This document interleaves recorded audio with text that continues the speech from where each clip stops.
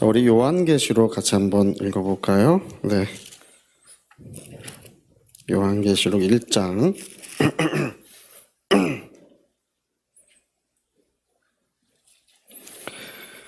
네, 우리 1절, 네, 우리 9절 읽어봅니다. 9절부터 11절까지. 자, 우리 1장 9절부터 11절까지. 자, 우리 같이 한번 읽어보겠습니다. 나 요한은 너희 형제요 예수의 환난과 나라와 참음에 동참하는 자라. 하나님의 말씀과 예수를 증언하였으므로 말미암아 밤모라 하는 섬에 있었더니 주의 날에 내가 성령에 감동되어 내 뒤에서 나는 나팔 소리 같은 큰 음성을 들으니 이르되 내가 보는 것을 두루마리에 써서 에베소, 서버나, 버가모, 드아디라, 사데, 빌라델비아, 라오디게아 등 7교회에 보내라 하시기로. 네. 우리가 이 시간에 이제 요한계시록에 대해서 제가 간략하게 이제 말씀을 좀 드렸으면 좋겠습니다. 요한계시록에 대해서 우리가 좀 알아야 될 필요가 있어요. 왜냐하면 요즘에 여러 가지 이단들이 이제 많이 나왔어요. 근데 이단들의 특징은 항상 이 요한계시록을 가지고 주장을 해요. 이 이상한 주장들을 하는데 이 성도님들이 이 요한계시록을 제대로 이렇게 배운 적이 없으니까 그런 주장이 맞는지 틀리는지 기준이 없는 거예요. 그래서 그런 이상한 이단들에게 이렇게 가보면 그리스도인들이 많아요. 교회 오래 다니신 분들이 많이 있어요. 그러니까 우리가 이제 잘 알고 그리고 다른 사람이 물어보면 또 가르쳐 줄 수도 있고 좀 그러면 좋습니다. 원래 이 요한계시록이라고 하는 것은요, 여러분 로마의 초대 황제는 아우구스투스예요. 아우구스투스. 누가복음 1장에 아우구스투스라는 사람의 이름이 나와요. 누가라고 하는 사람은 로마의 세 황제의 이름을 언급했어요. 첫째, 둘째, 넷째, 세 번째 황제는 빼고 첫째, 둘째, 넷째 황제의 이름을 누가복음에 언급했는데요. 이 도미티아누스 황제, 요한계시록이 쓰여졌을 때는 11번째 황제 도미티아누스, 이 사람이 로마의 11번째 황제예요. 11번째. 네. 그러니까 이게 AD 한 95년경이었을 것 같아요. 로마 도미티아누스 황제가 죽은 지가 아마 96년인가 죽었고, 96년이 지난 다음에는 곧바로 이제 밤모라는 섬에서 이제 다 다음 황제는 이제 다 해방시켜 줬기 때문에 도미티아누스 황제는 11번째 황제예요. 그리고 95년경이었을 것 같아요. AD 95년경. 근데 도미티아누스의 형도 황제겠죠. 형이 누구냐 하면 이제 유명한 티투스라는 사람이에요. 티투스 황제라고도 부르고 이 사람 장군이라고도 불러요. 이 사람 티투스. 이 사람은 누구냐 하면 AD 70년경에 예루살렘을 에워싸고 예루살렘에 공격 명령을 내렸던, 예수님이 계실 때 예루살렘을 보시고 눈물을 흘리신 적이 있잖아요. 내가 평화에 관한 일을 알았다면 좋을 뻔했다. 닭이 날개에 자기 새끼를 모으려 한 것 같이 내가 너희를 모으려 한 일이 몇 번이냐. 그러면서 돌 하나도 돌이 남지 않고 다 무너뜨려지리라고 예수님이 그렇게 말씀하신, 돌 하나도 남지 않고 다 무너진다고 하신 그 말씀이 AD 70년경에 70년에 이루어졌는데요. AD 70년 10월에 이 티투스 장군이 예루살렘을 향해서 진군 명령을 내렸어요. 그때 이제 예루살렘이 함락됐었는데요. 이 티투스라고 하는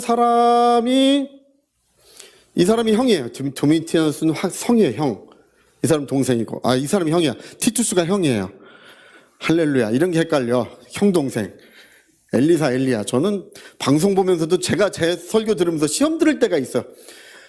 자꾸 엘리야를 엘리사라고 그러고. 제가 그래요, 제가. 이런 거 좀 신경 써야 되는데. 자, 근데 하여튼, 이 사람, 이제 11번째 황제인 것은 뭐냐면 이 사람이 죽고 나서 갑자기 독살당해 죽고 살해당해 죽고 황제들이 그냥 급하게 막 죽어요. 죽어나가요. 그래서 6번째 황제, 로마의 6번째 황제가 굉장히 유명한 사람이죠. 네, 누군가요? 네로 황제. 여러분 네로 황제 기억하시나요? 우리 옛날에 최양락 씨가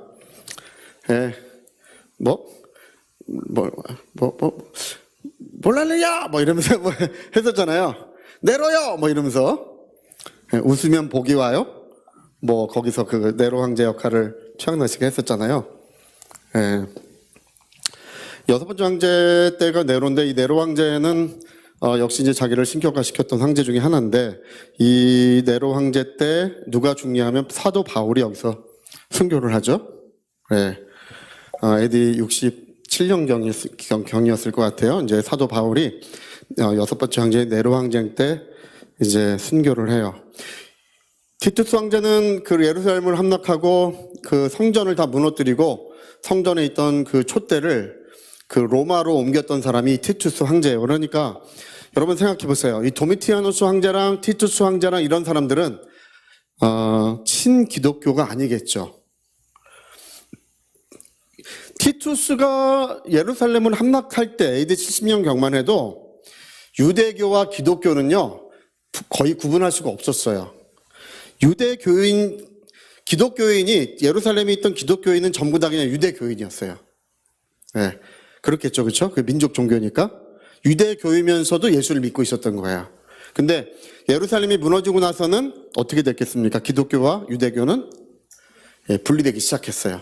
특히 이제 오늘 우리가 읽은 이 요한계시록에 그 쓰여져 있는 이 동네는 이방 동네예요. 당연히 예루살렘 함락됐고 거기는 다 무너지고 해파됐어요.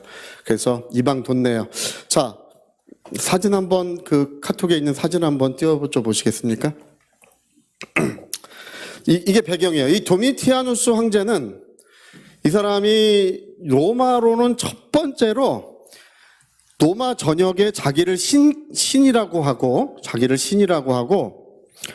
그 다음에 뭐를 했냐면 로마 전역에 자기의 신상들을 세웠어요. 로마 제국 전체에. 그리고 이 신상들을 전부 이제 경배하게 만들었는데 누가 문제가 되겠습니까? 우리 기독교회가 문제가 되겠죠? 그래서 절하지 않는 사람들은 죽이거나 이 반모라는 사람의 지금 채석장에 끌려간 사도 요한이 끌려간 것은 에베소 교회 담임 목사님으로 끌려간 거예요.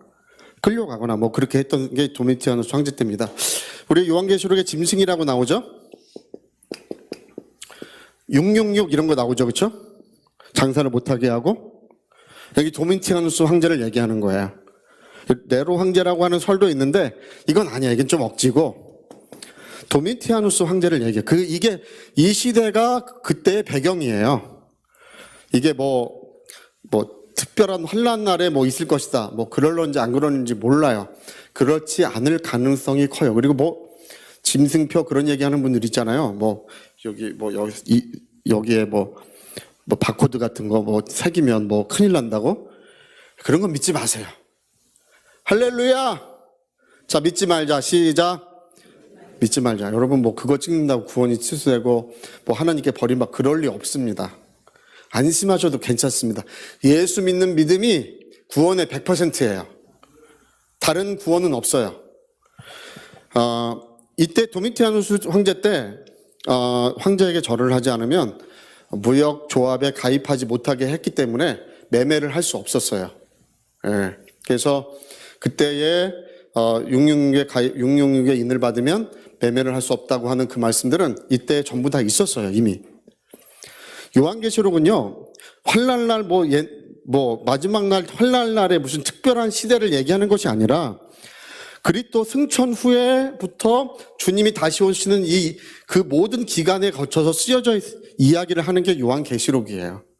그러니까 여러분 너무 극단적인 주장은 안 믿는 게 좋습니다. 할렐루야. 얼마 전에 어떤 목사님 차 타고 가다 보니까 환난 날이 오고 그때는 도망을 어디로 가야 되고 그럴런지 안 그럴런지 모르지만 우리는 마지막 나팔 소리 들리면 주님께로 갈 줄 믿습니다. 또 여기 또 찾아오지 마시고 할렐루야. 또 갔는데 목사님 어디 계시지? 또 이러지 마시고 다 같이 가야 돼요. 하여튼 그래요. 그러니까 우리가 무슨 짐승의 표를 받고 바코드가 찍히고 마지막 때 매매를 못하게 하고 이런 이론들은 전부 다 맞지 않는 비성서적인 이론입니다. 그러니까 기독교 역사나 이 요한계시록은 철저하게 성경으로만 해석해야 돼요. 요한계시록은 성경 안에서 해석되게 만들어져 있어요. 구조화되어 있어요. 일단 이제 그런 이야기를 하고요. 자, 우리 한번 저 뒤에 띄워놓은 화면을 보시면요. 저희가 이제 신약 성경의 주된 지역이에요. 저 고린도, 베레아, 빌립보, 데살로니가 이런 데가 써 있는 지역은 이제 지금으로 말하면 이제 그리스 지역이죠. 그리스 지역이고, 여기 이제 에베소, 라오디게아, 뭐 드아디라 뭐 이렇게 쓰여 있는 이런 지역은 이제 지금 터키나 뭐 이런 지역이에요. 자, 여기 보면은 자 보세요. 여기 7교회가 저렇게 써 있죠, 그렇죠? 에베소, 서머나, 버가모, 드아디라, 사데, 빌라델피아, 라오디게아로 써 있죠. 요게 시계 반대 방향으로 이렇게 돌아가면서, 그러니까 지역에 따라서 이 성경이 쓰여진 거예요. 일곱 교회에, 저 7교회에 편지를 보내라. 7교회에 편지를 보내라. 예수께서 주일날에 반모섬에서 강제 노역을 하고 있던 이제 요한에게 영광 중에 예수님이 나타나셨다는 거예요. 근데 보면은 어떻습니까? 이 반모라는 섬 여기 보이죠? 반모? 좀 더 키워보세요. 여기 반모만. 저기 반모. 저 섬이 이제 돌로 된 섬이에요.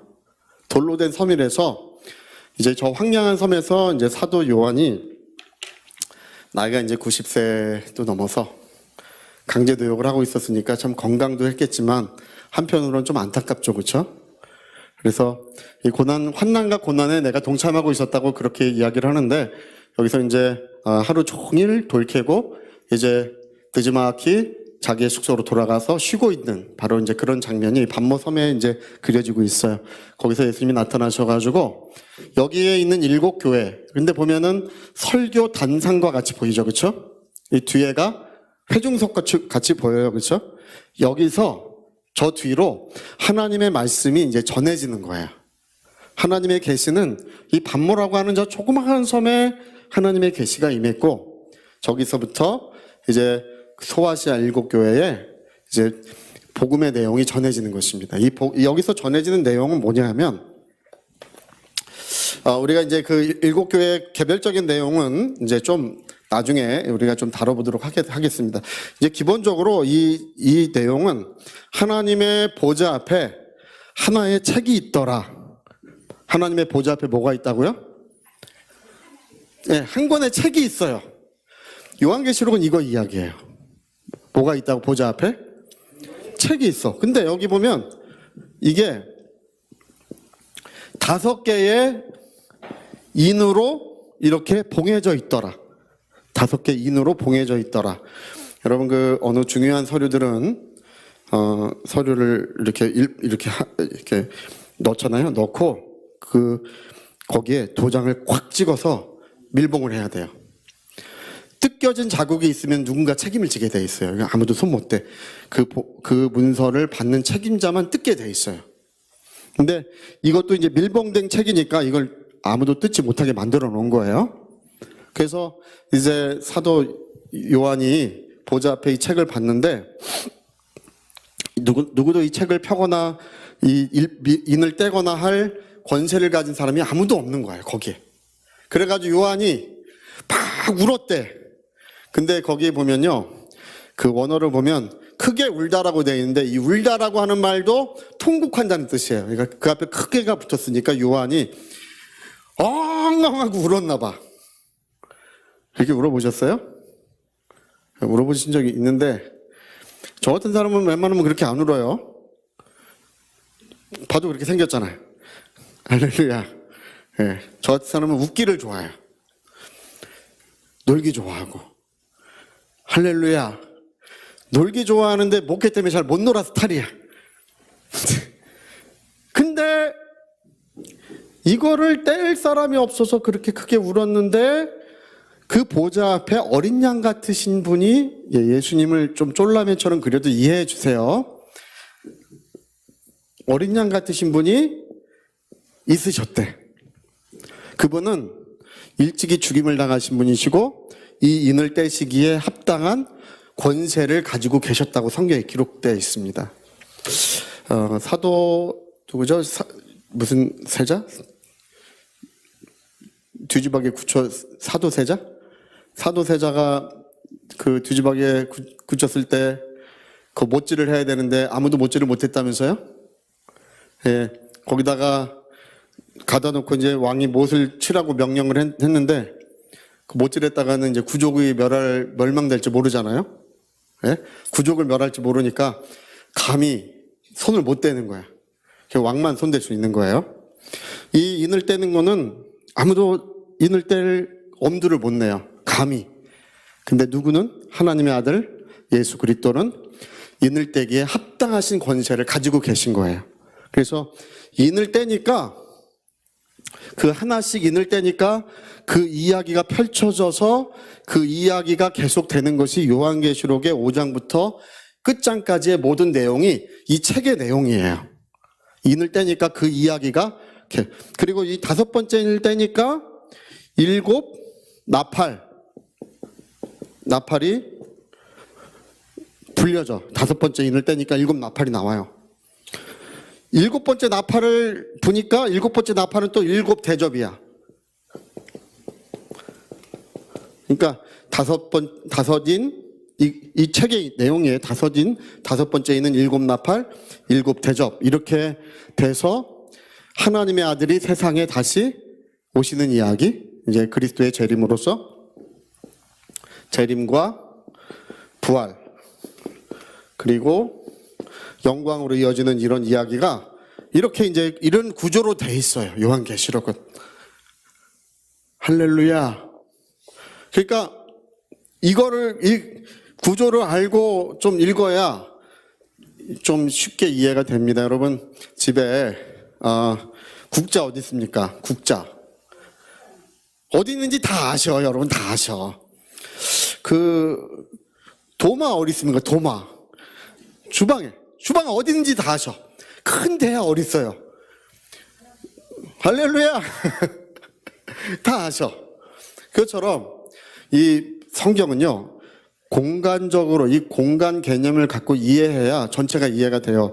제가 이제 나중에 그런 걸 좀 할 텐데 여러분 그 아브라함이 있으면 아브라함이 지도를 펴놓고 아브라함이 갔던 뭐 만약에 이제 아홉 동네를 전부 외우면요 그 동네에서 일어난 일만 다 하면 성경이 다 그냥 싹 정립이 돼요.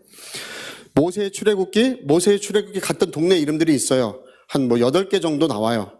그 동네 이름만 외우면요 거기서 있었던 일들을 다 알 수 있어요. 다윗은 16가지예요. 16동네야. 16동네. 예수님 27동네인가 그래요. 그 27동네만 외우면 어디서 무엇을 언제 했는지 다 알 수 있어요. 이렇게 도마 어디 있어요? 거기 있어. 이렇게 알아야 돼. 성경은. 할렐루야. 지도를 보고 동네를 외우고 그 동네에서 예수님이 무슨 일을 하셨고 그런 게 해서 아브라함 그 다음에 누구예요? 이삭, 야곱 그 같이 외우고 그 다음에 다윗 외우고 그리고 예수님 외우고 그 몇 가지만 외우면 성경은요 그냥 한눈에 훤히 알 수 있어요. 그것만 외우면. 전 다 외웠어요. 할렐루야. 그래야 돼. 이것도 이렇게 요한계시록도 이렇게 이해를 해야 다섯 인, 일곱 나팔, 일곱 대접으로 돼 있다. 이렇게 이해를 해야 되고요. 이게 이제 무슨 이야기냐면 이제 예수님이 이 땅에 태어나셔서 이제 용이 죽이려고 하는데 철저한 권세를 가지고 하늘로 승천하셔요. 그리고 용이 화가 나겠어요? 안 나겠어요? 예? 죽이려고 했는데 죽이려고 했는데 땅을 벌려서 그 물을 토해내서 구원을 받고 예수님이 하늘로 승천하고 뭐 그런 얘기가 요한계시록에 나와요. 제가 몇 장인지 지금 근데 그 얘기가 나오는데 용이 그러니까 화가 났어. 화가 나가지고 분노하며 바다 모래가 위에 예수 믿는 이제 교회를 대적하기 위해서 바다 모래 위에 서 있대. 모래 위에. 바닷가에 서 있대. 바닷가. 이런 얘기야. 교회를 대적하기 위해서 승천후에 서 있대. 그래서 이 마귀가 교회에 시험과 환난을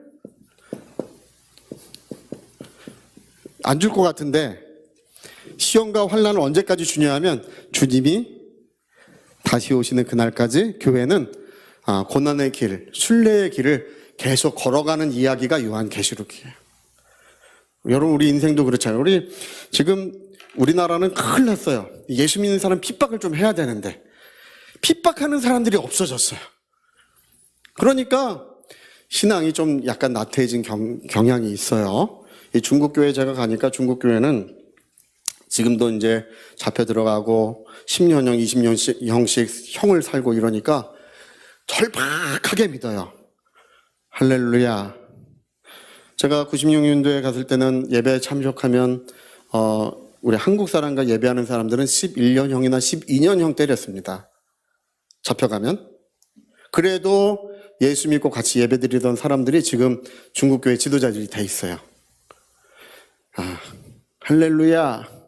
그러니까 이런 시험과 환난은 언제까지 계속되느냐? 주님이 오시는 그날까지 계속될 것이다. 여러분, 종교의 자유를 가진 아시아 국가들은 몇 나라 없습니다. 우리나라랑 일본이랑 또 홍콩이랑 싱가폴 뭐 이런 몇 나라밖에 안 돼요. 그 외의 나라들은요 전부 종교 탄압 국가예요. 가장 극심한 종교 탄압 국가가 북한이죠. 그렇죠? 북한은 믿는 사람 다 죽여라. 뭐 이렇게 이제 정부로부터 지시가 내려오는 건 아니에요. 네. 이런 시험과 환난이 주님이 오시는 그날까지 계속될 것이지만 하나님의 은혜로서 교회는 마침내 승리한다. 할렐루야. 성도의 승리와 영광이 마지막에 이루어지는 장면으로 요한계시록은 마감이 되는 것입니다. 그러니까 이거는요 무슨 어떤 마지막 때 무슨 환난에 관한 어떤 예언, 뭐 그런 징조 이런 것을 이야기하려고 기록된 책이 근본적으로 아니에요. 근본적으로 이 책은 도미티아누스 황제 때 이제 가장 시험과 환난이 컸어요. 그 교회가 어려움이 컸었어요. 그래서 도미티아누스 황제 치하에서 교회의 승리, 교회는 마침내 승리한다는 사실을 전해주려고 쓰여진 책이에요. 지금 이렇게 고난을 받고 있어. 너희가 이런 어려움은 지금으로 끝나는 것이 아니라 언제까지 계속된다고요? 주님이 다시 오시는 그날까지 이런 고난은 계속될 거야. 교회는 순례의 길을 걸어가야 되고 고난의 가시밭길을 걸어가게 될 거예요. 왜냐하면 이 마귀가 양을 이리 가운데 보낸 같이 마귀가 이리가 되어서 그 양을 물어뜯고 막 피 흘리게 만들고 이렇게 될 거라고 이야기하고 있는 것입니다.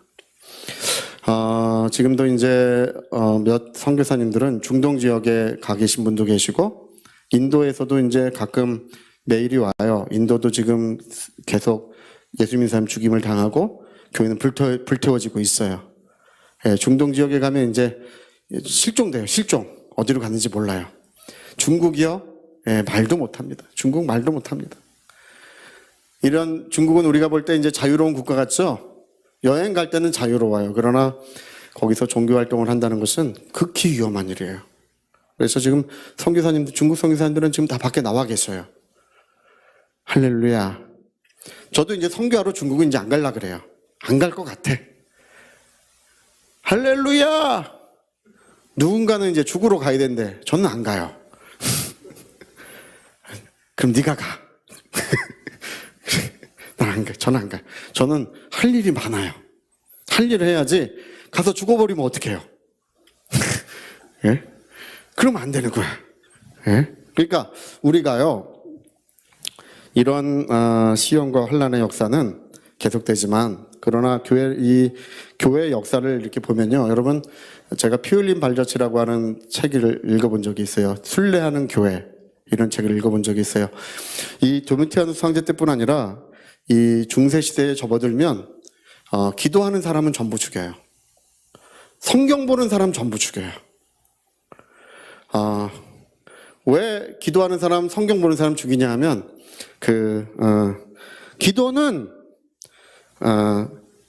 사제를 통해서만 해야 돼. 가톨릭 교회는 그래요. 왜 그렇게 만들었냐면 사제의 권한을 높이기 위해서, 교황권을 강화시키기 위해서. 구원 어떻게 받습니까? 여러분 구원 어떻게 받으셨어요? 예수를 믿음으로. 누구든지 예수 믿으면 구원 받은 거예요. 할렐루야.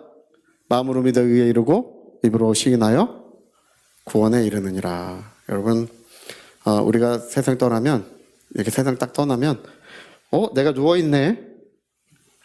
내가 누워있는 거 볼 때 영원한 길이 결정되는 거예요. 그때 예수 믿고 싶어도 이제 예수 못 믿어요. 여러분 종이가 이렇게 하얀 종이는 여기다 놔두지만 이거를 코를 이렇게, 죄송합니다. 갑자기 제 지저분한 얘기해서 풀면 이거 이제 여기다 못 놔두겠죠, 그렇죠? 이거 어디다 놔야 됩니까? 쓰레기통에 버리죠. 쓰레기 소각장으로 가는 거예요. 이게 지옥이라고 하는 그 말은 개나 이 쓰레기 소각장을 말하는 거예요. 그러니까 우리들의 영혼은 다 저 영원한 천국에 가야 되는데 코를 풀었네. 예? 이 더러워졌어. 이걸 침실에도 놓고 뭐 식탁에도 놓고 이렇게 다 놔뒀는데, 휴지를 놔뒀는데 코푼 휴지는 거기 놔둘 수 있어요, 없어요? 못 놔둬요. 이거는 그러니까 우리 다 저 천국의 거룩한 곳에 가야 되는데 죄 있는 영혼은 못 가는 거예요. 죄 있는 영혼은 쓰레기 소각장에 버려지는 거예요. 그래서 여러분 예수 믿은 사람은 깨끗하게 된 줄 믿습니다. 코를 풀었는데 이게 새 휴지가 될 수 있대요. 그리스도의 보혈로서 흠도 없고 점도 없고 주름 잡힌 것도 없는 영광스러운 자들로 우리를 새롭게 해주시는 것입니다. 깨끗하게 만들어주게. 여러분 내가 세상 떠났을 때 내가 여기 누워있잖아요. 그때 하나님 나 착하게 살았습니다. 소용이 있어요? 그걸로는 안 되겠죠, 그렇죠? 하나님 나 교회 열심히 다녔습니다. 될까요, 안 될까요? 케네 세기 목사님이 16살 때 혈액병이랑 그 다음에 심장병으로 16살 때 세상을 떠난 이야기를 해요. 이렇게 어머님 밖에서 큰 소리를 기도하고 계시고 이분은 침대에 누워서 영혼이 몸을 빠져나와서 어두운 곳으로 막 끌려갔대요. 어두운 곳으로 끌려갔는데, 끌려가면서, 근데 얼마나 어두운지 손을 자기 눈에 대어도 손이 보이지가 않는데요. 이렇게 눈앞에 이렇게 대어도. 그 끝에 가니까 이제 다시는 가면 못 돌아올 것 같은 문이 있더래요. 뭘로 해서 이제 그분 간증이에요.